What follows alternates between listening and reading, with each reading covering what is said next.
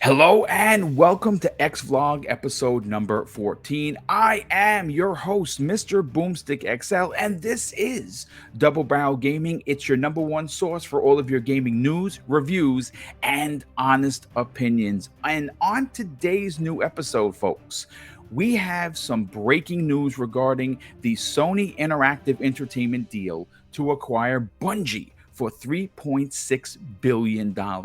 Now, as it's been stated, on the surface of this deal, Bungie seems to be holding all of the cards, and many in the gaming industry have stated publicly and privately that Sony has in fact overpaid for Bungie. Now, I'd agree on the price aspect of the deal potentially being a little high, though the importance of the live service technology and operating know-how that comes with this mega deal, well, it would be considered by many, including myself, to be worth its weight in gold. Now, why this is extremely important to the conversation is during a conference call at the latest financial results, Sony CFO Hiroki Totoki confirmed that they are aiming to launch 10 live service first-party games by the end of 2026 with the help of Bungie, their most recently acquired studio. Now, this was reported by numerous outlets, but I pulled this story from PlayStationLifestyle.com, and I will add this if you want to read it for yourself in the show notes below. But I kind of want to bring this conversation back around to the investors call, because as part of the February 2022 earnings report for Q3 2021, the company showed a slide explaining that the $3.6 billion that is being put aside for the deal, well, here's the interesting part.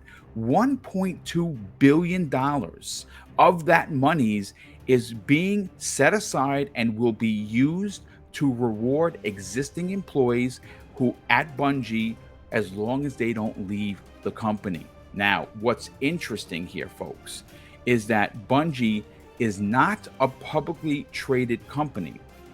The majority of its shareholders are owned by their own employees who have a vested interest in where the company takes its business. Now, to incentivize their shareholders and other creative talent to continue working at Bungie after the acquisition closes, the above listed money will hopefully keep those Bungie employees important to the conversation from leaving. Now, I also want to take into consideration here how Bungie will remain independent and have complete control of where any of their developed new and old IPs will go. And that is bonkers, but don't take my word for it. Good friend of the community and friend of the show, Hogue Law, he made a video on his channel earlier this week talking about this deal. And I will, of course, add that in the show notes as well. And he stated that as long as he's been doing these kind of business acquisitions, he has never seen anything quite like this. And that's pretty interesting considering that he is well vested in the work that he does. Now, in my opinion, folks, this is extremely risky on a multitude of levels. And I would dare say that this move that Sony did to acquire Bungie for this amount screams desperation and puts Sony on their heels. Now, many of the recent moves that Microsoft has done regarding acquisitions, industry announcements, and of course, more importantly, platform advancements clearly caught PlayStation flat-footed, and that this is a clear indication of that. Though, listen, folks, this is my opinion, but I am always interested to know yours.